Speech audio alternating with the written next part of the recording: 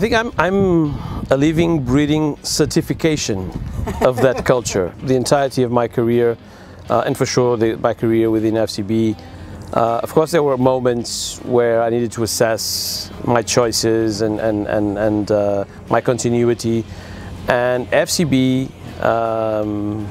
because of its culture, because of its people, because of its people-centric culture, always gave me opportunities to address ambition, to address my future steps of my career, and always in an environment where no street is too wide, no tall is too building. There's a human proportion to this company that I really, really value. I think it's the main responsible proposition for me to continue so active in this network.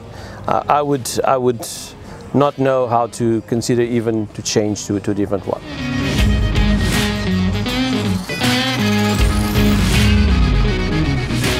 Look, we in this industry, we create these jargons sometimes, these sentences to describe things and to put up there as overarching truths. Sometimes they're really valuable, sometimes they're not. Sometimes it's just marketing, good marketing maybe. We have our own jargon that is never finished. And it's more than just something that we need to aim to, it's also an expression of who we are and how we see ourselves and how we tackle the work and our projects and the brands that we take care of, our clients. In that sense, the branding job, it's never finished, it's never done.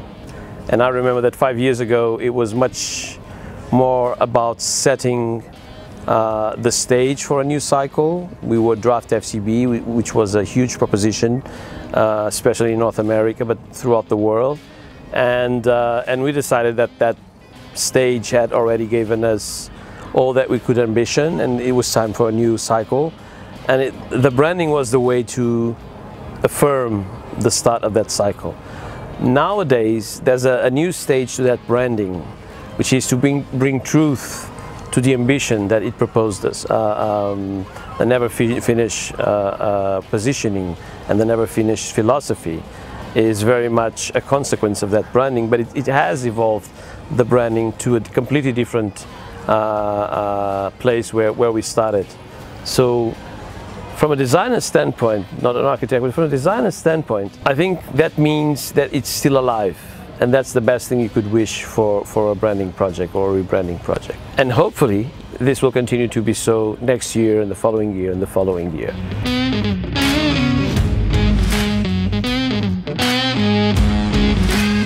Well, I think you need to mind really well and to be very strategic in minding really well what are your assets. You're talking about M&As, which is a very in acceptance of consolidation, of mergers, if it makes sense.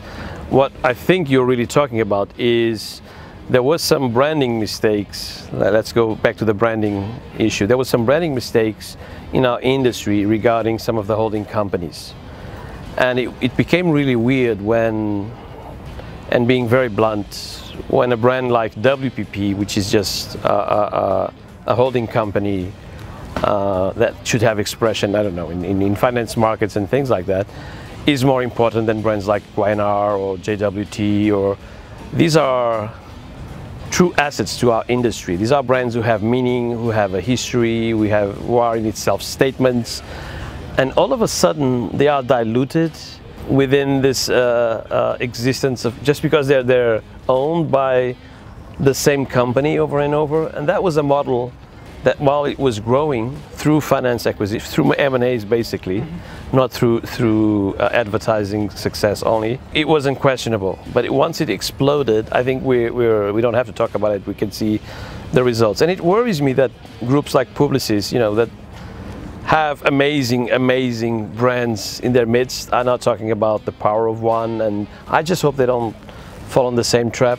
I'm very lucky. I was recognizing in the previous question IPG within part of the reasons also that FCB is what FCB is. I think IPG made a bet long time ago that is now paying, which is emphasize the value of their companies, emphasize the value of their people, and not fall into that trap of we're big, we're one thing, and as much as clients kind of demanded that, that had no substance as demand, as an ask. So I think we did the right thing. So observing that, M&A is fine. Any way you have to give solidity and consistency to your business is welcome. But there are things who took lots of years and lots of effort and lots of energy and lots of commitment to build, and that you should consider, or else it's going to be very difficult to rebuild again.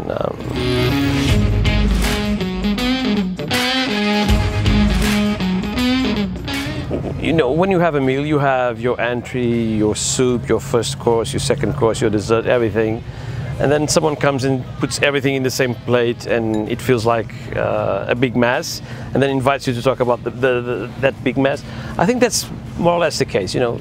Technology is not something for advertising agencies. Technology is the way we live, everyone.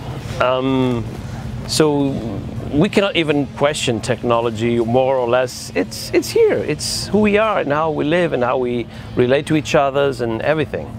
So we need to invest in technology. We need to be ahead, and we need to at least be able to predict where things are going in terms of technology. And we need to do what we do, recognizing that fast developing technological way of life. Having said that, the thing that really makes a difference is what we do, which is to bring a creative point of view to a problem and turn it into, hopefully, a business solution.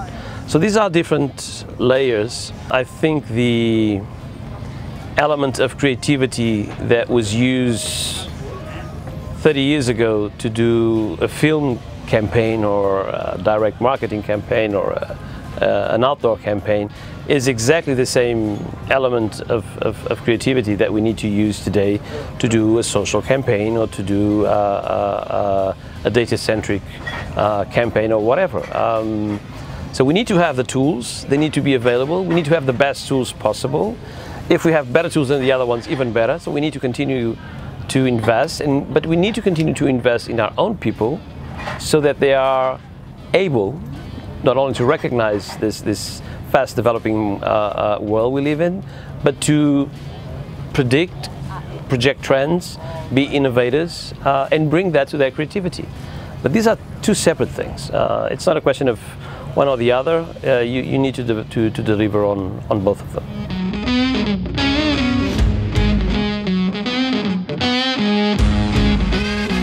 I'll start with a holding company or a network point of view, and then be more specific. So from the outside, we expect of Turkey the same we expect from all the markets: to grow, to be successful businesses, if possible to be expanding businesses, then on another step to be references in their markets. Then I would love if they could give me something that only Turkey can give me. I would love to see that expressed and reinterpreted under a local culture, a local angle, and to feel that formula of people, of talent, of focus ultimately in the product has a Turkish flair. The world now is one big market, and we need to learn from that big market. But you guys have millennials of history. You have very specific things that only you do or understand or know. Those are very precious assets when you want to tell a story, when you want to transmit an idea, when you want to create interest and a sense of awe in people. So it's coming. I think they're working on that. Every contact I have with FCB Art Group, I have good news, and I have a confirmation of those good news more and more. I think that's ultimately the biggest role. So business is a standard thing. To be successful in business, it's what you need to do, or you shouldn't be in this industry. to be able to get to a certain point and look back at your work and say, we were the ones who are giving expression to our own identity as Turkish, that is celebrated, and that is, I think, the ultimate goal. Yeah. And then if you can win a couple of lines here, that would be okay. Hopefully.